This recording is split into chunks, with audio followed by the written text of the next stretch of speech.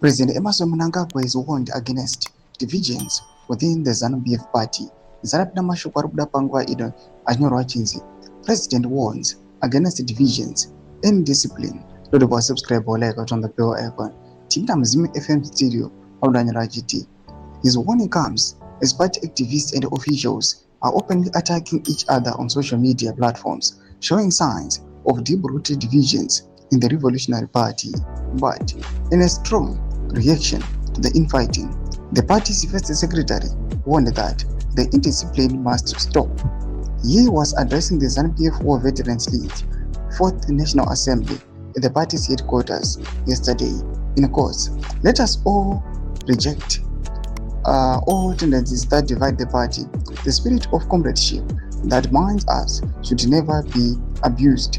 All our individual and collective actions must advance the overall interest of the party and our nation," he said. The president stressed that unity remains key to both party cohesion and national progress, declaring that unity, peace, and development remain our strong shield. He urged war veterans to help strengthen grassroots structures and preserve the ideals of patriotism and loyalty among younger generations.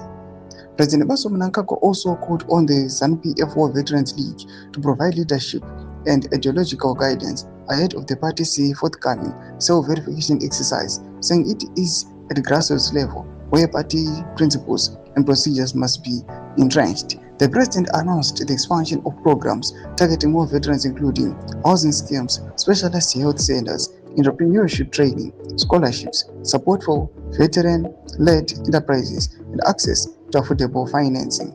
He also reaffirmed the party's commitment to issuing land title deeds to all veterans and supporting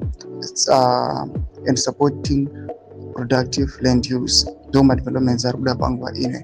Pana comment section medu dzofungura aimori kudiva muzoro pechitwa ichi. Subscribe or like chitonga bell icon.